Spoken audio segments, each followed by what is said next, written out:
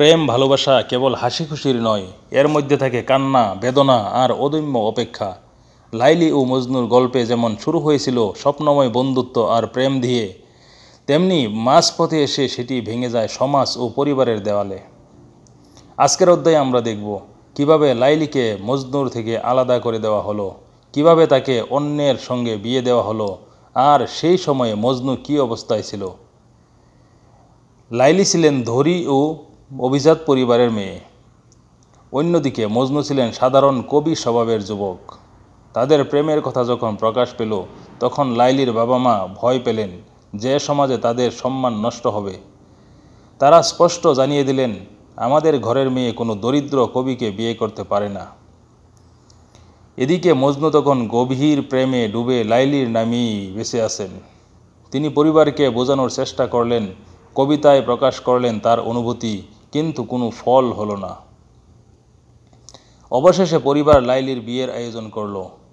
বর ছিলেন ধনী ও প্রভাবশালী এক যুবক, তার নাম ছিল ইবনে সালাম। তিনি ছিলেন সম্মানিত পরিবার থেকে আসা, সমাজে উচ্চ মর্যাদা সম্পন্ন। বিয়েটি হলো জাঁকজমকপূর্ণভাবে, অতিথি আত্মীয়দের উপস্থিতিতে। কিন্তু লাইলির মনে কোনো আনন্দ ছিল না, তার অন্তর কান্নায় ভরা, ঠোঁটে হাসি নেই। বিয়ের মঞ্চে বসেও তার চোখে ভেসে উঠেছিল মজনুর মুখ।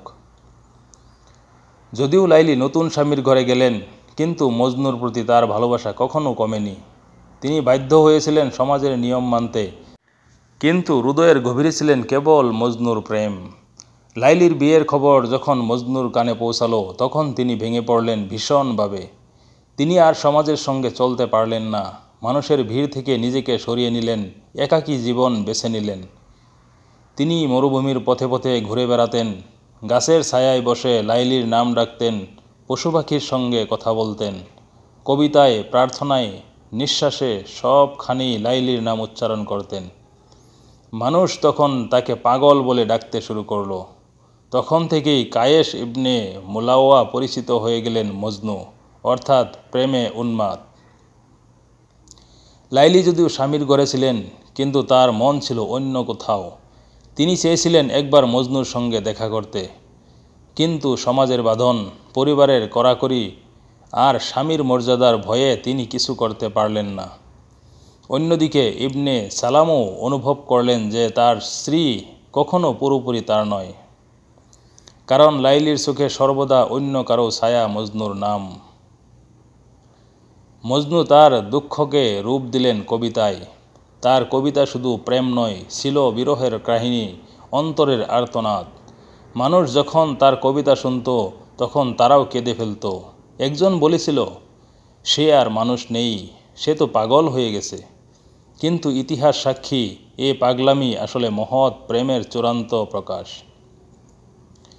এ অধ্যায়ে আমরা দেখলাম, লাইলিকে জোর করে অন্যের সঙ্গে বিয়ে দেওয়া হলো। মজনু সমাজ ছেড়ে পাগলামির পথে পা বাড়ালেন, আর প্রেম রূপ নিল বিরহে। কিন্তু এখানেই শেষ নয়, কারণ সামনে আসছে সেই অধ্যায় যেখানে মজনু ও লাইলির বিরহ আরও তীব্র রূপ নেবে, আর ইতিহাসের সবচেয়ে করুণ মুহূর্ত আমাদের চোখের সামনে ভেসে উঠবে। প্রিয় দর্শকবৃন্দ, যদি এই কাহিনী আপনার হৃদয়ে ছুঁয়ে যায়, তবে আমাদের চ্যানেলটি সাবস্ক্রাইব করে রাখুন পরবর্তী পর্বগুলো দেখার জন্য, এবং ভিডিওটি লাইক শেয়ার করুন।